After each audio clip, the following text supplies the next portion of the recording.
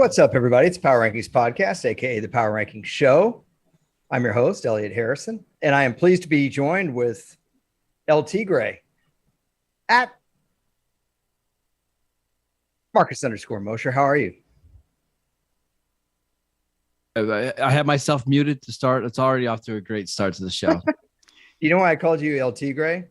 No, go ahead. It is.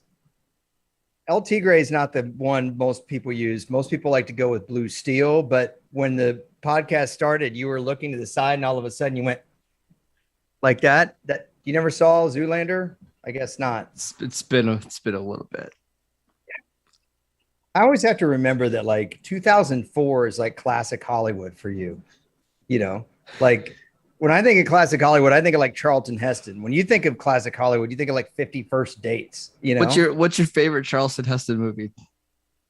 Ben-Hur. Yeah, I figured. 10 Commandments. Ben-Hur, but what's that? 10 Commandments. I mean, I like that movie, but I like Ben-Hur and Planet of the Apes better. The original Planet of the Apes is phenomenal. Okay. Can you hear my air conditioner blasting behind my head? Again, we are off to a hot start on this show. No, we're good.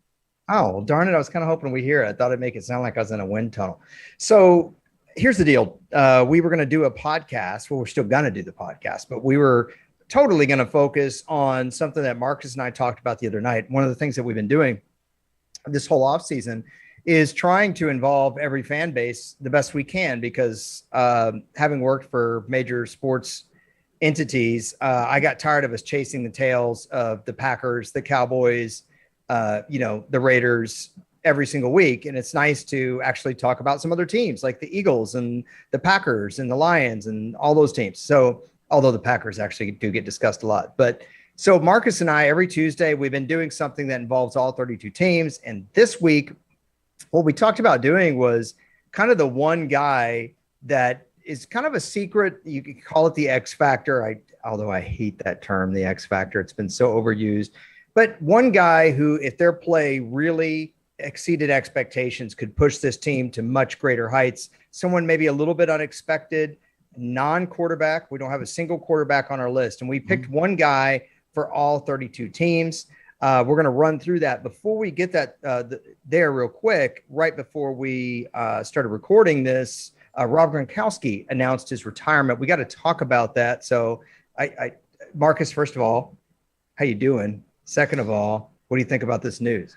Yeah, it bums me out a little bit. Gronk's one of my favorite players in the league to watch. Now, to be fair, we've done this before with Gronk where he's retired and then he's come back. I also saw a tweet from Drew Rosenhaus, his agent, said he would not be surprised if Gronk ends up back with the Bucs before the season started. Maybe this is just him trying to avoid training camp again, but let's take it at face value. I think his body is probably telling him that he's done. He's gone through a lot of punishment through his career, but we've said on this podcast multiple times, Ellie, I think he's the greatest tight end to ever play in the NFL. Yeah, it's interesting your theory about avoiding training camp. You know, most people blame Brett Favre for that. This kind of idea of staying retired and then just kind of showing up in time for preseason. But I believe Michael Strahan did this first. If I'm not mistaken, one of his last 2 years kept kind of saying he was going to retire and didn't, but I don't remember if he missed training camp or not. So, hey man, it's a smooth move, but training camp is not even close to what it used to be. So I don't know why they're so intent on missing training camp. I mean, they're kind of light practices now compared to what two-a-days used to be. Just back so you in have the to be 80s there. and 90s. You just have to be there, right? You have to be there starting late July all the way through August. I think some of these guys would rather just show up on September 1st and be ready to go. Yeah. Some of the players used to tell me that when they were in camp too long, they started to develop camp eye. And anyways, very funny. Yep. Funny story, but they I get it. You're living in a dorm in some cases, and your entire social life is kind of suffocated. Yep. And a lot of these guys are 28 years old, 24 years old. They want to go out. They're not like Marcus, shacked up, dog, kid, wife, 2.3 cars, shoveling the driveway. outsourcing someone to shovel your driveway. Just looking forward to Friday night when you can go to Applebee's. I know. Listen, it's a simple life, man. Yeah. Usually when I say that, you come back with the horribly sexist response. No, I have my wife do that. You know, and I've talked to your wife. I don't think she does it. No, she doesn't. Yeah, I'm with you on. I'm with you on the greatest tight end ever. I think at this point, I was ready to go there after his fourth or fifth year in the league. I think it was after his fourth year in the league. I had to pick an all-time team for NFL.com and the Hall of Fame, for our Hall of Fame coverage, I should say. And I picked Kellen Winslow, Senior, the former Chargers tight end. Now, Kellen Winslow only played 9 years in the league, so he didn't have a lengthy career. He got hurt his sixth year in the league and was never quite the same. So, you know, when Gronk reached like year 5 or 6, I was already thinking he was the greatest. I certainly think it now. He does everything the tight end position was supposed to do originally. He's been an excellent guy in the red zone, just great at getting into the end zone. I mean, how many touchdowns does he have, Marcus? I mean, 93 touchdowns in 140 games.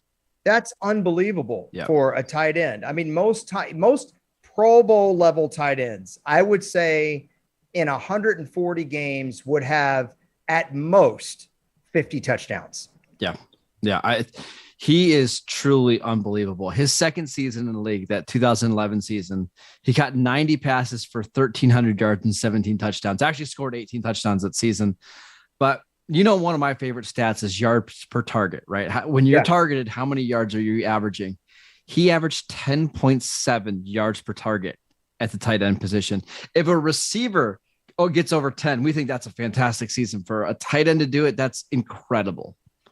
You've got I know you've got his Pro Football Reference page up right in front of you. Let's look at his playoffs. I mean, I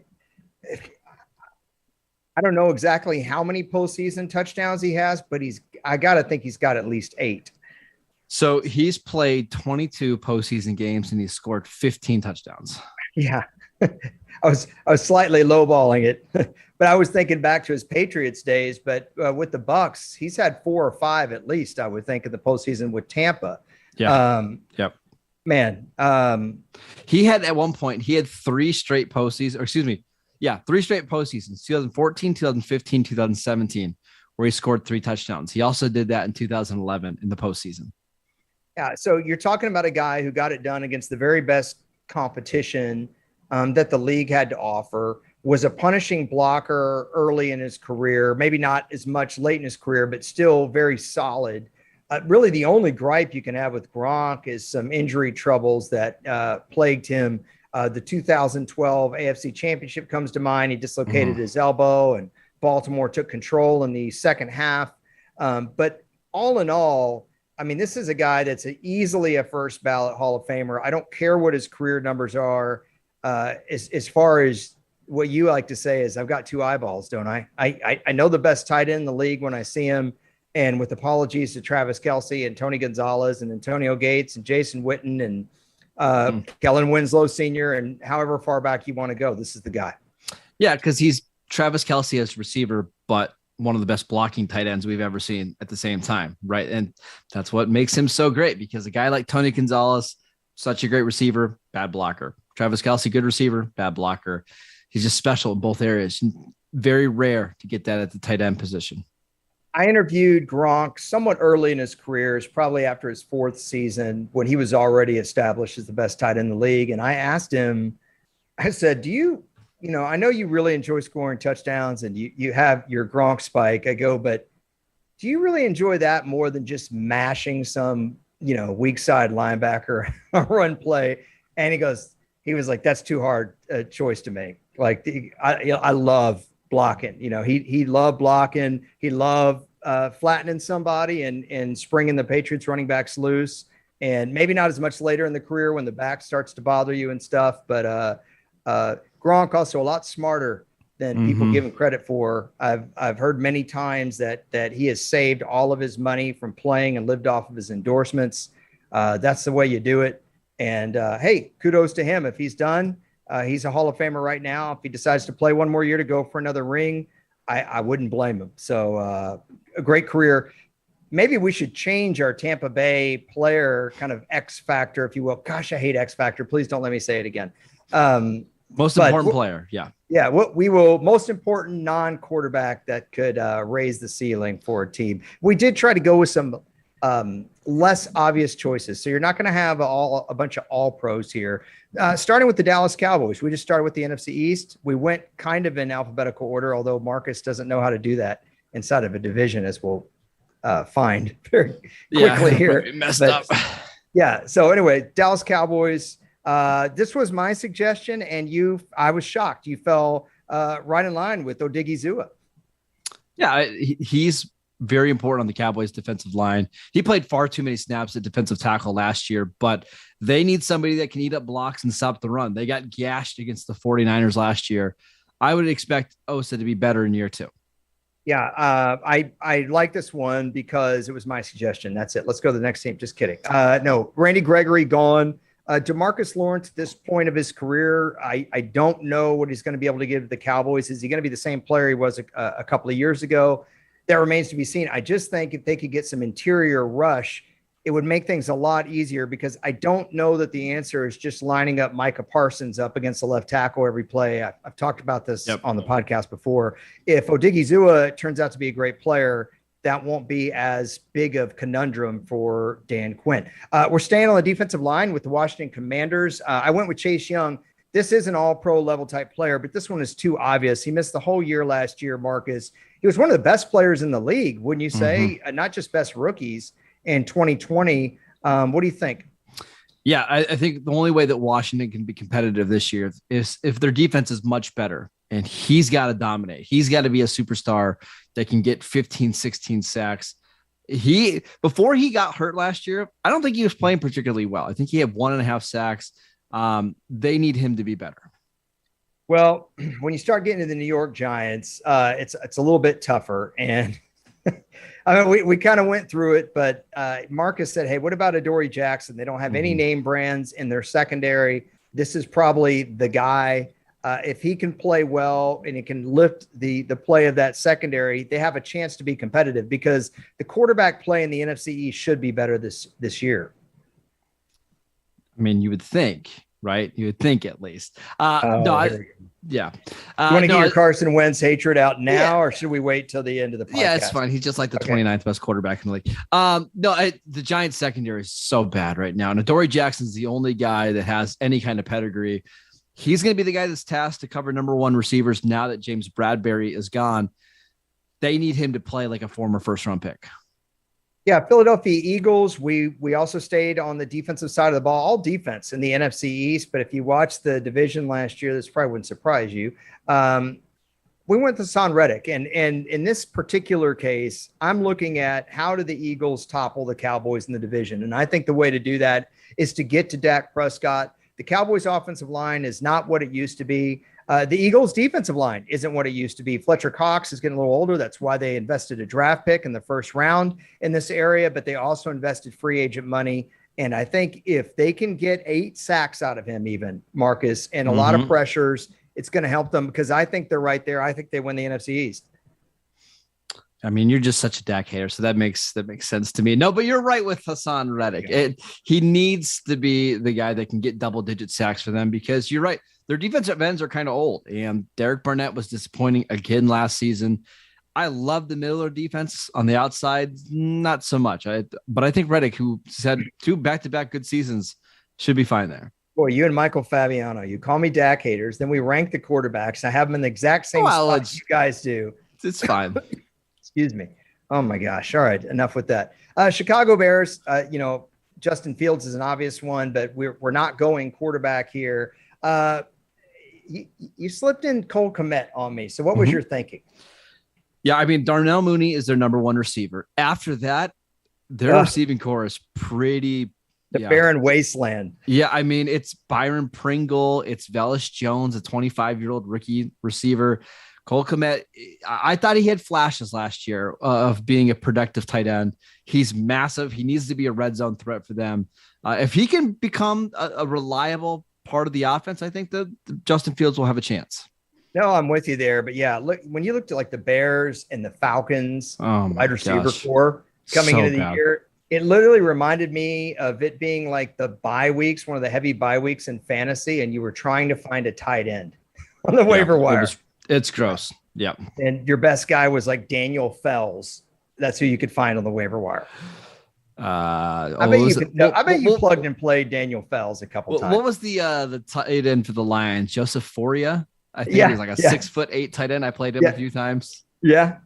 I think he had one big game against Cleveland. Was that like 3 Speaking touchdowns? of the Lions, they're next. Can we talk about current Lions and not your Mikael LaShore fantasy stories? That sounded really fantasy that sounded really weird. No, for me, this one's easy. It's DJ Chark. Yeah. Jameson Williams probably not going to be ready for the start of the season. Amon-Ra St. Brown is their slot receiver. They need somebody that can stretch the field. And when Chark is healthy and playing well, I think he's a pretty good outside receiver. Yeah, so Chark came out in, 18, 19, and really slow start to his career in Jacksonville. And, of course, Jacksonville was kind of on their way down. They'd been to the AFC Championship game in 2017. Obviously, quarterback play was a major issue there. DJ Chark, how many different quarterbacks did he play with in Jacksonville? Nick Foles, Gardner Minshew. Obviously, Trevor Lawrence is their latest quarterback, but they've had quite a few over the last 5 years. Jake Luton. Yep, there's another one. And I think with a young receiver like DJ Chark, these guys don't always blossom early. There are some guys that, they'll give you 900 yards and 10 touchdowns their rookie year. That's not DJ Chark, but that doesn't mean that he doesn't have value and that he hasn't made progress in his career. I actually like him being on the Lions. I think this could be a really big one for them, but that remains to be seen. And obviously Jared Goff's play is a big part of that. Their wide receiver group, though, I mean, this is not another team, maybe not as bad as Chicago, but it's rough. Not much better. It's rough. And especially now that it's not healthy. Like Chark is coming back from an injury. Jameson Williams tore his ACL in the national championship game. TJ Hawkinson hasn't been able to stay healthy. It's tough. If those guys are healthy, if Jared Goff plays up to the level that I think that he can, I do think Detroit's going to be a lot tougher this year. A lot of that's going to be on the offensive line, though, as well with them. Let's go to Green Bay. So Green Bay, we hemmed and hawed and threw out like 500 different names. Did we pick the right one? I think so. We went with Preston Smith, and he started a bunch of games for them last year. He's actually been a pretty decent player, but they're going to need him to play even better this year. Was Zadarius Smith gone? Off to Minnesota. Rashawn Gary is still a pretty young player. He's going into year 4. Did have a nice year, but they just don't have a lot of depth at edge rusher outside of Gary and Smith. I think Smith is going to be really important for that defense. This is one of those teams. It's there. Aaron Rodgers has discussed so much that it's kind of cast a shadow over the rest of the organization and the rest of the team. And so it's hard to pick one guy, but I think pass rush is going to be extremely important for these guys, as well as the next team, Minnesota. And I mean, ultimately the division is going to come down between these two teams. And so we went with another pass rusher with Minnesota. We went with Danielle Hunter, who's had injury problems, looked like one of the best pass rushers in football just a couple of years ago. Are you worried that he's going to be able to come back and be that guy? Or, I mean, this was an all-pro level pass rusher. Oh, yeah. I mean, he had 3 seasons over 12 and a half sacks. I remember, I think it was his 2018, 2019 season. It was 14 and a half sacks and just absolutely dominant. Helped them beat the Packers in one of those games. But back issues typically don't get better as you get older, right? Yeah. Nobody used to have a bad back. They still do. So it makes me nervous. But again, he's only 27 years old. So we'll see. It's going to be really interesting, like I said, with Green Bay and Minnesota. Green Bay, no Devontae Adams anymore. I don't know if their passing game is going to be as good. A lot of pressure on Kirk Cousins, a lot of talk about his play. Any more pressure you can create on those guys, the better chance either one of these teams is going to have of toppling each other. I would love to see Detroit come out of nowhere and win the NFC North. I don't think it's going to happen. No. Let's go to the NFC South. We went with Atlanta, and we went with a rookie. And I believe this is our only rookie on the list. Am I mistaken on that? Yeah, I'm pretty sure. I think this is our only rookie. And it's Arnold Ebiketie for a couple different reasons. Elliot, here are the veteran edge rushers for the Falcons. Lorenzo Carter, Jordan Brailford, Quentin Bell. That's the list. White Freeney. I mean, No, it's bad. They are really relying on two rookies, Arnold Ebiketie and D'Angelo Malone, who is a former receiver that just turned to be an edge rusher this year. That's always a good sign. They need Ebiketie to give him some kind of pass rush, because this defense last year was horrendous at rushing the passer. I know second round rookies don't generally bring a lot of heat on the quarterback, but they need him to. I mean, you never know. I mean, what I do like about the Falcons is they spent a lot of draft capital on their front seven. Troy Anderson's a guy we've talked about on this podcast. He was a second round pick, a former quarterback, but a large quarterback. Didn't he play quarterback and like wide receiver and quarterback, running back, fullback, linebacker? Yep. Oh my gosh, that's ridiculous. The Falcons, I don't want to say they had the worst depth chart in the league, but they might have the worst depth chart in the league. It's pretty close. You're going to be hard pressed to find somebody that has a significantly worse one than them. Okay.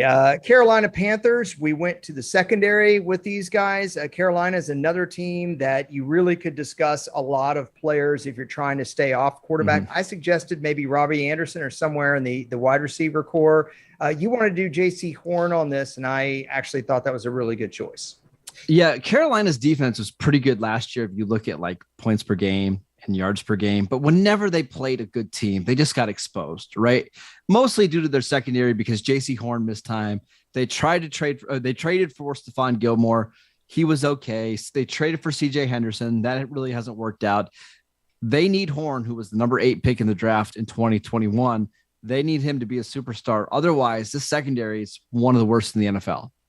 Well, you got Tom Brady coming back in the division, and Jameis Winston is healthy, and Jameis Winston actually played pretty well. Let's also not forget Michael Thomas will be there for the New Orleans Saints this year. So they're going to have their work cut out for them. I don't think Carolina is going to compete in the division, but if they are, they've got to have their secondary play well. I like that pick. Let's go to the New Orleans Saints. I told you, I just thought it had to be Michael Thomas here. Well, go ahead. Explain your reasoning. Well, in my mind, Michael Thomas, regardless of what some people think about him, it seems like he's played so little the last couple of years that I think people have forgotten just how good a player he was. And I don't think it's the kind of deal where it's only with Drew Brees, Marcus. This is a guy who uses body control, size. He's got really good hands. I think he could step right back into being, a 1,400-yard receiver. He's also a player that wasn't reliant on speed. And a lot of times I feel like those are the guys that have the hardest time coming back from injury. I agree. And they did add some speed in Chris Olave. They got another slot receiver in Jarvis Landry, which you didn't like. It's fine. Yeah. They need him to be a number 1 receiver, because if he can be, man, I think the Saints team, I think they do have one of the best depth charts in the entire NFL. Our rundown disappeared for a second, and I was worried because, normally I would know how to go in order, but because you can't do your alphabet, I was like, I knew it was screwed up. They don't really teach us that here in Corey, Pennsylvania. So the Tampa Bay Buccaneers, now this is one that we would obviously be willing to change. We did this before Rob Gronkowski retired, but we did Joe Tryon. And here's the deal with Tampa. When they won the Super Bowl, they relied on Jason Pierre-Paul. They had Shaq Barrett. They had Ndamukong Suh. But Sue and Paul, not there. And Tryon was a guy that played limited snaps, kind of on a pitch count last year, just tried to give him a little bit of something. If he could turn into a 10 or 12 sack guy, Marcus, that makes a huge difference for this front seven, because Tampa Bay's secondary can be exposed. Yeah, and they don't have a lot of depth on the edge, right? It's Shaq Barrett, it's Tryon, and that's about it. So they need him to play well. I would also mention Russell Gage. I think he's going to be in for an even bigger role now that Rob Gronkowski is gone. But I think Tryon and Gage are the two guys here. I was hoping you would say Shaq Barrett, Joe Tryon, and all those guys that just named for the Falcons. Yeah, they might play for this team too. Yeah, well, those guys are going to be bouncing around the league for a while, I think. Oh man! All right, let's go to the NFC West. We got the Arizona Cardinals. Went pass rush here again. Went with J.J. Watt. They lost Chandler Jones, and look, J.J. Watt's not going to be the 20 sack guy that he used to be. But if they could get 7 or 8 sacks, gosh, if they could get 10 sacks out of J.J. Watt, that would be amazing. But they certainly need it. This is a major area of need for the Cardinals. And it's like the Cardinals are just banking on him being healthy, because they really didn't add anything to their defense this year. Their big move on the entire offseason was trading for Hollywood Brown, and that's about it. So they're relying on a lot of older players on defense, including Watt. I don't feel great about it. It's a little odd to you that Arizona didn't do more here, considering how much they lost in this area from last year? Yeah, and their secondary's bad, Elliot. Like, it was bad last year, and they didn't do anything to address it. I don't get it. I don't know. Being a Cardinals fan right now has got to be depressing because you think you have a team that's in a window, but I think they're worse this year. They're either 9-8 or 8-9, I think, Marcus, but we'll find out there. Los Angeles Rams, they're the current leader in the pack right now in the NFC West, and really, I guess, the league. They won the Super Bowl, but they had a big retirement. Andrew Whitworth retired as their left tackle. He's 40 years old. You got pass rush that's still going to come at you, even though it's Arizona's weaker and Seattle's not strong. You're still playing the 49ers in this division. You got to have a left tackle for your right-handed quarterback. Yeah, and it's Joseph Noteboom, who played, a big chunk of the playoffs. I don't know. They gave him a contract extension this offseason. I don't think he played particularly well when he was on the field, but Sean McVay trusts him. Matt Stafford trusts him. We'll see. Well, I kind of bumbled all over that, but what I was saying basically is that even though Arizona and Seattle doesn't really have elite pass rush, the 49ers still do, and you're not really thinking just about your division. If you're the Rams, you're thinking about the tournament. Who am I going up against in Green Bay? Preston Smith. In Minnesota, Dino Hunter. We already talked about those guys. Tampa Bay, maybe Joe Tryon, Shaq Barrett. These are the guys that you're going to have to block. If it's Dallas, it's Micah Parsons, and it's Demarcus Lawrence. Even though it's probably going to be Philadelphia. Okay, let's go San Francisco. Brandon Iuke. We know how great Deebo Samuel is. We know George Kittle, one of the best tight ends in the NFL. But Iuke is the guy that can really change that offense. And he's the one that can make plays down the field and on some of the crossing routes. When he's playing and playing well, that offense is really hard to defend. Going into year 3, this is the time for him to break out. I actually think it's a better fit with Trey Lance and Jimmy Garoppolo, and I expect him to have a really nice season. Yeah, this was a guy, when we did this list together, this is a guy I really thought it should be because, last year in fantasy, people kept hyping up Brandon Iuke, and it just didn't come to fruition early in the year, but he started playing better, Marcus. And you think about it, if he's even a viable starter, I don't even mean a Pro Bowler, but just a guy that can get you, say, 900 yards, like a good starter, who are you going to defend? Yeah. I mean, between George, Greg, Ron, Kittle, and Deebo Samuel, their running game is always going to be on point in Kyle Shanahan's offense. Kyle Shanahan's scheme. Sorry, I just wanted to do that. Who do you defend? Brandon Iuke, last 10 games of the season, averaged 69 receiving yards per game, 16 yards per catch. That's the guy that they need all season long, because when he's playing like that, they're one of the most difficult offenses to defend because of that scheme. So 69 yards per game in a 16-game season. I refuse to do a 17-game computation. It's about almost 1,100 yards. Yeah, it's 1,104 yards is what it is, and that's a really good year. That's almost a Pro Bowl year. You get that kind of production with Kittle. I don't think he will, though, if Kittle's healthy the whole year. I don't see that happening, and I think Trey Lance will be running quite a bit, but look out for that offense. Seattle Seahawks, this was a really hard one. Yeah. I mean, who do you pick on the Seahawks? First of all, before we even get to that, how do you look at their roster overall right now? I mean, is this a team that wins 5 games? I mean, if you're looking solely at the roster, no, because they've got one of the worst quarterback situations in the league. The offensive line's not very good, and I think the defense is very overrated, especially now that they lost Bobby Wagner. But Pete Carroll's still a pretty darn good coach, and they're going to be very competitive in these games. But it's Jordan Brooks, right? Bobby Wagner's gone. Jordan Brooks is going to get the green dot. He's going to be calling all the plays on defense. He's going to be tasked with being the leader. It seems like it's going to be that's a big job for him to step into, some big shoes to fill. But hey, it's a former first-round pick. I don't remember where he went in the first round, but he was, I think, 27, something like that.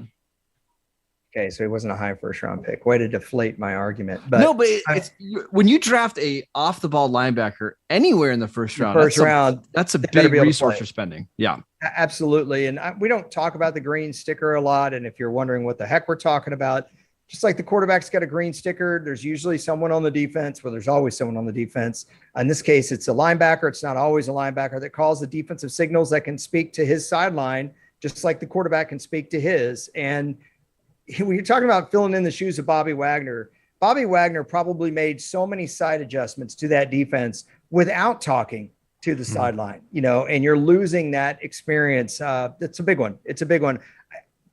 I know Seattle's going to win more than 5 games, though. I just know they are because they're Seattle. They're going to be 7-10, but they're going to be competitive in 14 of those 17 games. Yeah, but it'll be fun to see if Jordan Brooks can really play because now we'll really find out just how good a player he can be by filling in these shoes. Let's go to the AFC East. Let's talk some Buffalo Bills football. The Bills, there's a lot of different ways you can go, but remember, we are sliding off quarterback. I threw out Tre'Davious White. Am I wrong with this one? Do they win the Super Bowl if Tre'Davious White is healthy and playing in the playoffs? Do they win the Super Bowl if I could say his name properly without stumbling all over it? Tre'Davious White. Okay, I had to do that. I think I said Darvius. Yeah. So his injury I thought was big for them last year, and I'm with you. I mean, what happened to them in the playoffs last year? They couldn't get a stop. Nope. They couldn't get a stop in their secondary. The one thing about Buffalo, though, is they're banking a lot that Von Miller is going to be the guy he was in the postseason for the Rams. I don't know, Marcus, that wall could come at any time for him. It's year 12. And if the Bills pass rush can't get home, I know Micah Hyde's a good player. I know White's a good player. I don't think their secondary is good enough to mitigate a quarterback having 5 seconds to throw the ball. Yeah, although I thought Von Miller was really good in the playoffs last year. I thought he really turned it up.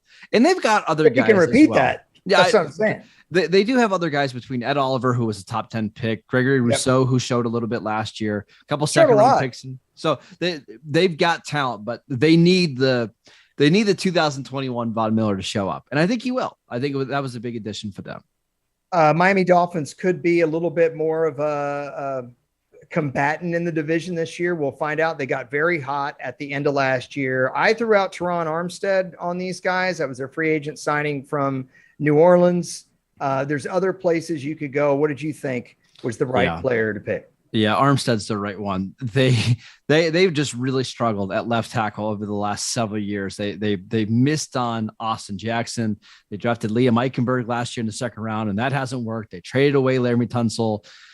They need Armstead to be just rock solid on that left side. I know Tua is a left-handed quarterback, but still a lot of their run game is going to be, left-handed. This is one of the bigger acquisitions that any team made this offseason. Yeah, these are the kind of acquisitions that go under the radar sometimes, but they win games. Yep. And for a team that finished hot last year, that, the AFC East is a little bit more vulnerable. We don't know what New England's going to be like this year. I do think the Jets will be improved, but by the way, I don't know what happened, but I think like when we were talking about Laramie Tunsil on NFL Network back when he was going to be drafted, and I think Predator, like a commercial for Predator came on. And you remember that part where he and not Apollo Creed, but Carl Weathers. Yep. Clasped hands and he goes, "What's the matter? CIA's got you pushing too many pencils." Do you remember that scene? I do. Yes.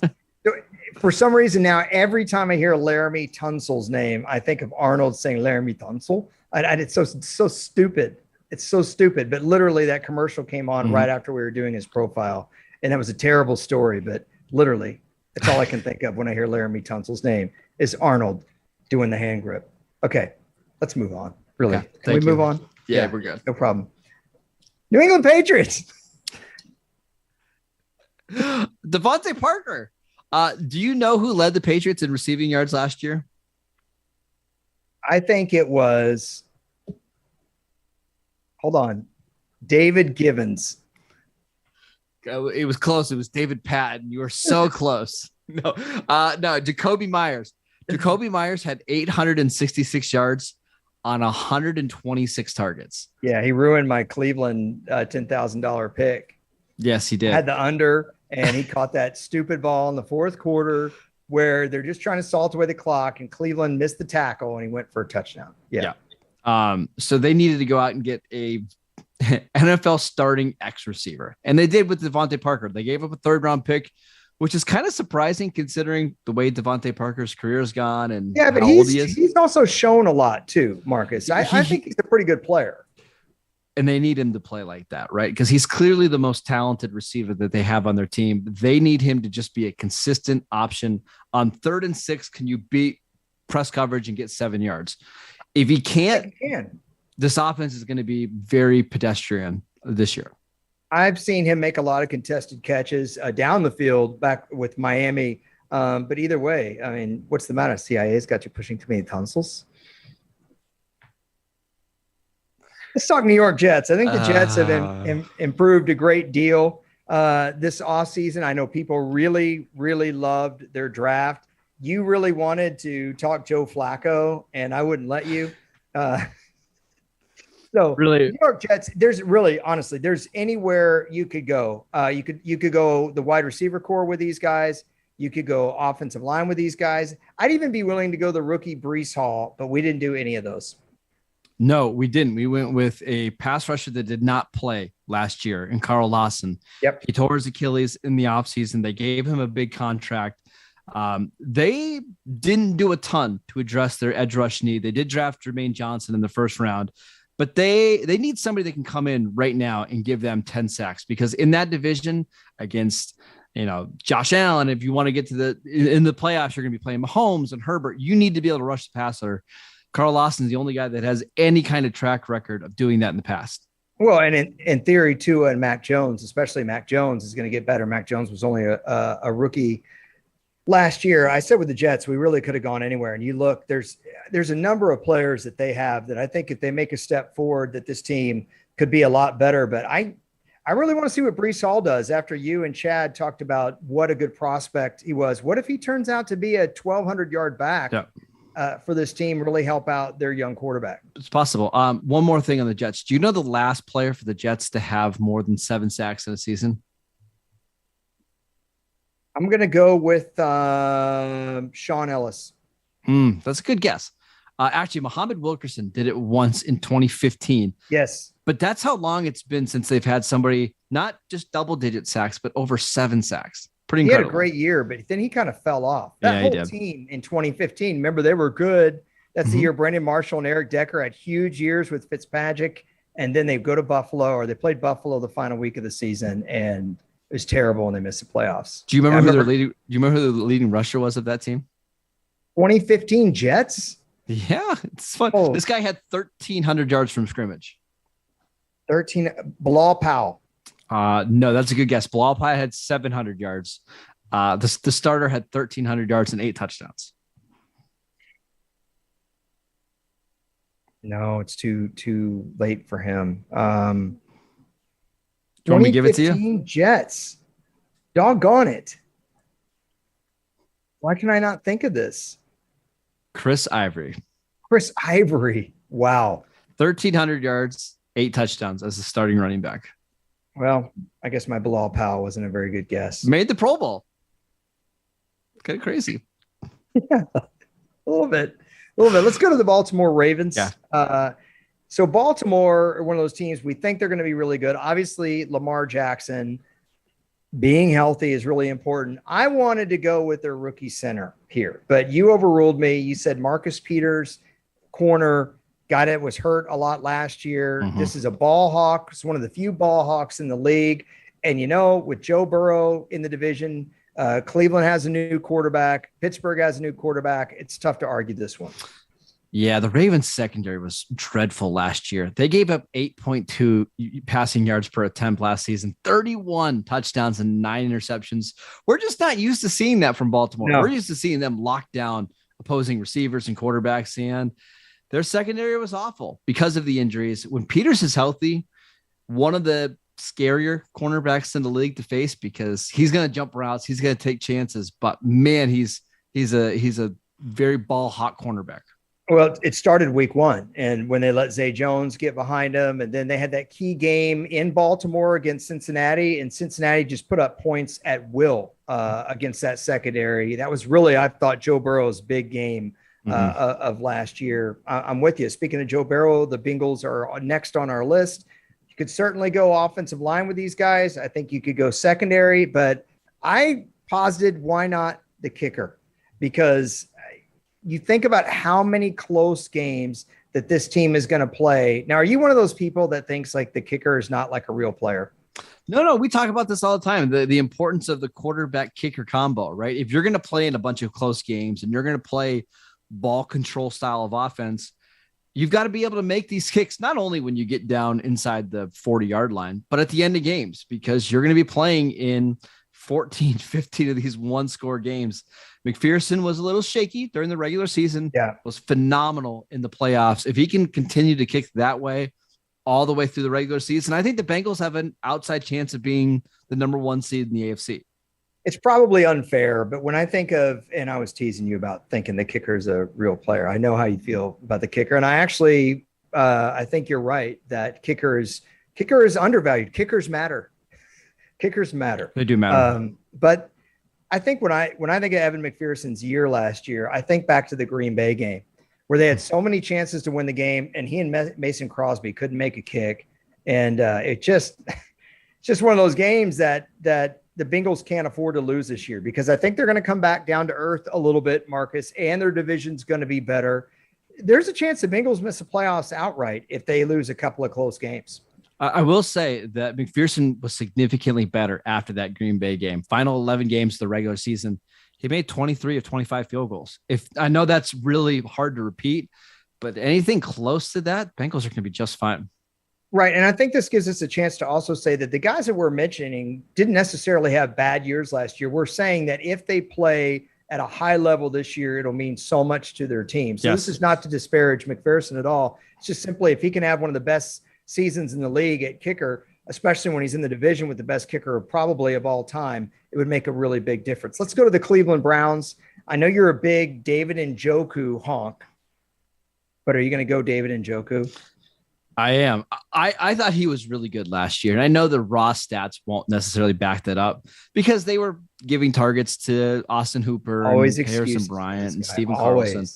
Yeah. But I think they're going to need him a little bit more. And depending on how, what happens with Deshaun Watson and his suspension, I think he's going to be a big part of this offense. I think you're going to see a big uptick in routes run, his targets, his receptions.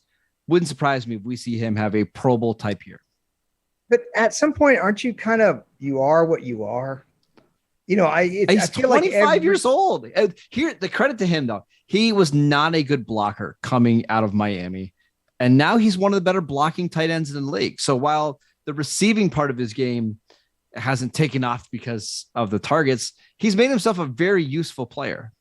Okay. It just feels like a little Tavon Austin-y. You know how every year it was like, oh man, this is the year. Tavon Austin's the key. All right, I'm gonna let you ride with this. They just couldn't find a good role for Tavon Austin. That's all. So Pittsburgh Steelers, another team, a lot of ways to go here. Obviously, quarterback has been a change. They got James Daniels from Chicago Bears. Their offensive line was a big concern for them last year. But if you look at the other line, Marcus, they just had a big retirement, and they're getting a little bit long in the tooth with Cam Hayward there. Do you think that's the right place to go with the key to this football team? Yeah, it's Tyson Olulou for a couple different reasons. He got hurt early in the year, and they just weren't able to overcome it. We're used to Pittsburgh having one of the best run defenses in the NFL. They finished 32nd in the league last year when it came to rushing yards allowed. I mean, they got gashed at the end of the season by Minnesota, by Baltimore, by the Chiefs a couple different times, both the playoffs and in the regular season. If you remember the Lions game where I think Jared Goff had 69 passing yards going into overtime. That was the ugliest football game of the year. It was so bad. They gave up 229 rushing yards to a team that literally couldn't do anything else. They're a much different defense when Tyson Olulou plays. He's older, but he's coming back. I guess he's healthy. We'll see. Well, they had Stephon Tuitt retire, and Cam Hayward's got to be in his early 30s at least by now. He was drafted in 2011. Yes, that would put him at 33 years old, approx. Now's the time for that team to play better up the middle. And if you think about the teams that are going to be playing against, Baltimore, Cincinnati, and Cleveland are all going to be running the ball. all three of them, and probably effectively when you look at Lamar Jackson and you look at the running backs, Joe Mixon and Chubb. It's not looking good if Pittsburgh can't fix this area. Let's go to the AFC South and talk about those teams a little bit. Indianapolis Colts. So Matt Ryan was the obvious addition. Why are you smirking? You're smirking. No, it's just I wanted to make sure I got the order right of alphabetical. You didn't. I know, that's why I was smirking. Gosh. You're so ridiculous. How do you screw that up? I don't know. Letters are tough. So what do you want to do on Indianapolis here? Because, I mean, I'm going to talk wide receiver if not. I was going to go Stefan Gilmore. He was one of their big free agent acquisitions. They paid him a lot of money. That secondary is pretty decent last year, but they did trade away Rock Ya-Sin. Kenny Moore, their slot corner, is currently in a contract dispute.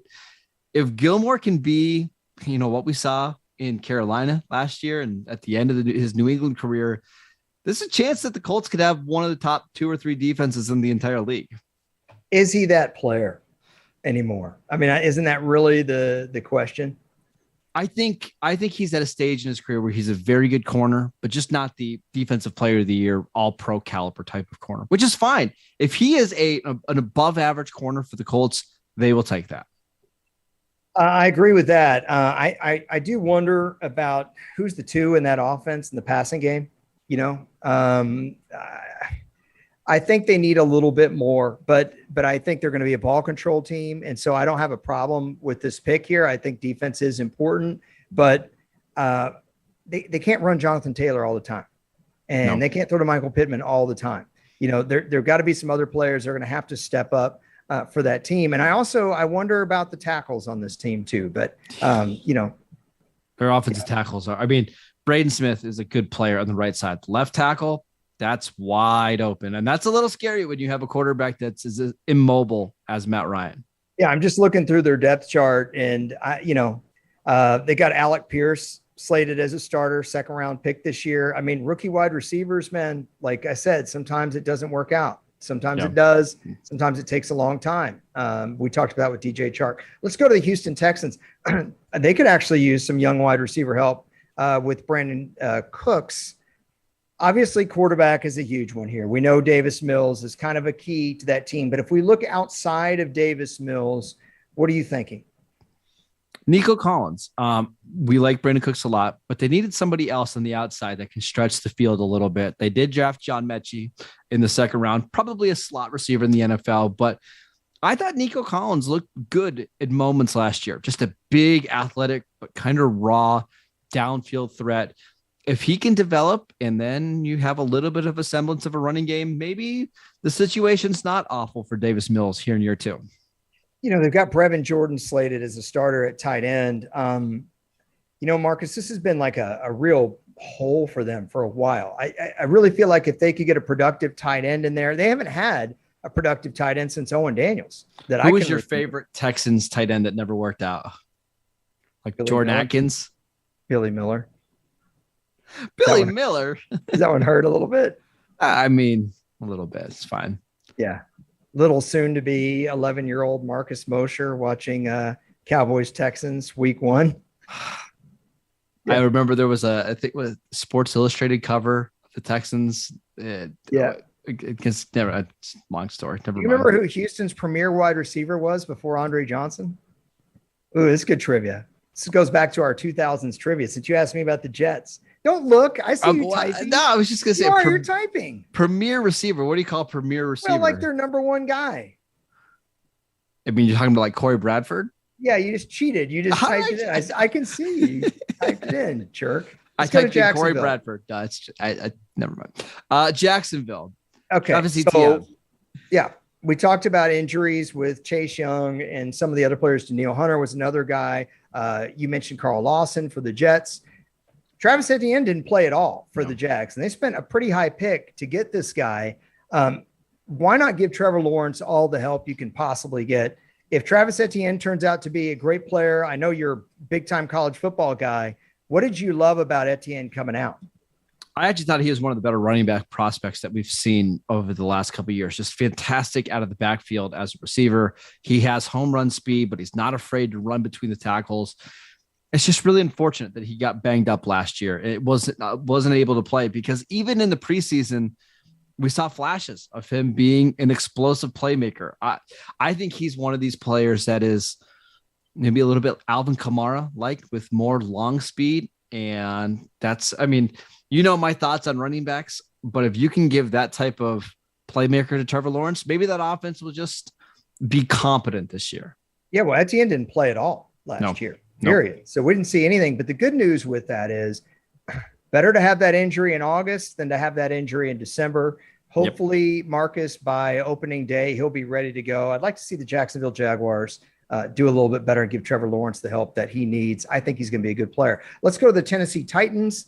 Not a great year for Ryan Tannehill. This is another team we could talk about quarterback, but we agreed to avoid the quarterback position. I think offensive line is certainly a place that you could go with this team, as is wide receiver. That's where I wanted to go. What do you think? Go ahead. Yeah. Talk about your guy, Bobby Trees. So here's the deal. Last year, people got super excited about Julio Jones joining the team. And I thought Julio Jones at best would probably give them about 900 yards. And I was way, way off. Injuries, there was very little productivity. They didn't even have A.J. Brown the whole year. When they did have him, he was great. They traded him in the offseason. I think what this team needs is not only a productive wide receiver, but they need a guy that's willing to block in the running game because your best player is still lining up there behind the quarterback in Derrick Henry. And the other thing is I feel like the Titans need an igniter. They need a guy that's like a leader, a guy that gets people fired up on the field, that does a little bit of everything, a Hines Ward style player, if you will. And I think even a little bit Golden Tate-esque. I'm trying to think of some other wide receivers like that could get you fired up, that would block in the run game, maybe weren't the 1,500-yard receiver type. I think Robert Woods can be that guy. And honestly, Marcus, if he has 900 yards and 6 touchdowns, that may be good enough for this team. Yeah, they don't need him to be a big volume receiver, right? They just need him on 3rd and 7 to make the big play or in the red zone to score a touchdown. They just need him to be solid. And I think he will be. I think he's still one of the best route runners in the league, one of the more reliable receivers. I think he's going to be great for them. So let's go to the AFC West. We're on our last division here. And I think Marcus actually did the alphabetical order in the proper order this time. Nice work. Thank you. It worked really hard. Yeah. Anyway, so when we get to the Broncos, one of the names that I threw out, and I know we've been focusing on pass rush a lot, but I thought if Bradley Chubb could have a really big year with Randy Gregory, it could make a huge impact in a division where you're playing Patrick Mahomes, you're playing Derek Carr, and you're playing Justin Herbert twice a year. And then you get in the tournament, think about some of the other quarterbacks you're going to be playing, whether it be Matt Ryan or whether it be Josh Allen. This to me is the place to go. Yeah, and it's a huge year for Chubb. He had 12 sacks as a rookie. Do you know how many sacks he's had over the last 3 years? Total, like 14 and a half. 8.5. He didn't even have a single sack last year in 7 games. They drafted him inside of the top 5 of the 2018 draft over, Josh Allen, Lamar Jackson, some of these other quarterbacks. And it looked good at first. It did. He was really good. But since then, I don't know if he was just benefiting so much from Von Miller being Von Miller. But yeah, they need him to start playing well. And more importantly, they need him to be healthy and able to be available. Well, probably the best area of the Broncos last year was their secondary. You put a viable pass rush with that secondary, it's going to be really hard to score on these guys. Yep. You're going to be having to lean on your running back. And I don't think that's what the Chiefs, the Raiders, or the Chargers want to do. So, this to me might be one of the most important names on our list league-wide. Let's go to the Kansas City Chiefs. You wanted to talk secondary here. There's another team we could have picked a lot of spots, but I like your thinking on this one. The Chiefs corners, there's some guys that are really intriguing that they drafted. Trent McDuffie in the first round. DeAndre Baker's a former first-round pick, but they're relying a lot on young players. They did lose Charvarius Ward in free agency. So L'Jarius Sneed is going to be the guy tasked with guarding Mike Williams on the outside and Devontae Adams and Cortland Sutton. Man, they need him to play well. Yeah, I'm with you on this. By the way, I shut my AC off, so now maybe I won't be screaming in the podcast, Mike. There you go. Yeah. Good job So by if you. I've been screaming, I'll go back to the low. How about I do the Sam Elliott from Roadhouse? Did you see Roadhouse? Well, yeah. Hey, mijo. You don't remember? Didn't that what he called him the whole time? Yeah. They You just guys have a was. skinny little runt. What size pants do you think Patrick Swayze wore in Roadhouse? I think he wore bongo jeans in Roadhouse. Like 24? It's disrespectful to speak of the deceased. I'm just saying those are some tight pants, man. You guys have a skinny little runt named Dalton. I'm Googling. Remember when Dalton was fighting at the back of the bar and Sam Elliott walked up and he kind of looked at him like, you're in trouble here, aren't you? No, you don't remember that part? Yeah, it's fine. And then he hit the guy like in the nuts and he goes, that hurts, don't it? Sorry. Do you remember the thugs that were in like the brutes and Roadhouse were guys that were all like fat with like the one guy was like super fat with the straps on. Remember? And the other guy wore like a short sleeve button down that an accountant would wear, but rolled up the sleeves. The one that said, I'm sorry, boss. I really am sorry. All right. Anyway, okay. Moving on to the Raiders and their kicker. Yeah. That would have been a perfect transition from Roadhouse to. I thought we were going to do Rocky Sin. You want to do Daniel Carlson on this one? Yeah, that's who you picked. You were talking about how important this kicker quarterback combo is. I do think Daniel Carlson's important because he had a great year last year. I would say top 3 kicker in the league. Is that fair? Yeah, I think it's Justin Tucker and then Carlson's right there. Did you say Carlson and Butker? Would those be your 3? Yeah. Chris Boswell's pretty good as well in Pittsburgh. You're doggone right. You're doggone right. And if I need a money kick in the playoffs, give me Robbie Gould to round out the list. But I would say this, that the Raiders are going to be in a lot of close games like the Bengals. And I think the playoff spot is going to be contingent on whether or not they pull out those close games. They've got a kicker that can do it, but he was great last year. Can he come back and do that again? Although I will say Rocky Sin is really important to that team as well in the secondary. We just talked about with the Broncos, you've got to be able to stop these quarterbacks in the AFC West. I agree. Their cornerback room is pretty scary with Rocky Sin, Trayvon Mullen, and Anthony Everett. Like, it's not great. And you got some good receivers. So do you remember the name of the main bad guy in Roadhouse? I don't.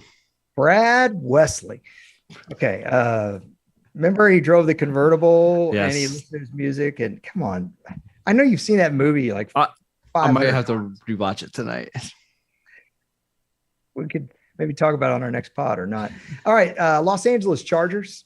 So a couple different things here. We've talked about the Chargers' inability to stop the run last year. That was pretty big issue for them. They made a lot of improvements to the defense. They got JC Jackson. They got Khalil Mack. What do you think here for the Chargers? I mean, I feel guilty even talking about Sebastian Joseph Day because I think this is one of your favorite signings of the entire offseason. Yep. So why don't you go ahead and do this one? Well, look, here's the thing, man. I'm a big fan of line play in terms of as much as the game has changed, you still have to win at the line of scrimmage, period. You have to. And I love that about football. It's probably my favorite thing about football. As much as we've valued the quarterback, both financially and talk about it in the media, if the lines don't play well, the quarterback doesn't play well. And when you go get what I would call a mid-tier free agent signing, which I think is what Joseph Day is at a decent price, you win games. Mm-hmm. You win games. And it's the kind of thing that nobody circles when it's week 12 and the Chargers are, 8-3 and no one's going to be looking at him. They're going to be looking at Justin Herbert or Austin Eckler, but the Chargers can't give up, 140 rushing yards, Marcus, and hope to win because they're making the opponent's quarterback job way too easy. They just have actual NFL quality players on the interior, their defensive line. They didn't have that last year, and it probably cost them the chance to go into the playoffs. And Joseph Day, I think, has put it on tape at this point.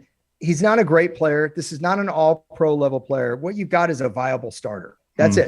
You've got a viable starter that can be a Pro Bowl alternate level player maybe for you. That's all he needs to be because this team has the tools right now to win it all. Don't disagree. They just need him to be solid, as you mentioned, because if he is, that's when you can let Khalil Mack and Joey Bosa tee off on 3rd and 9.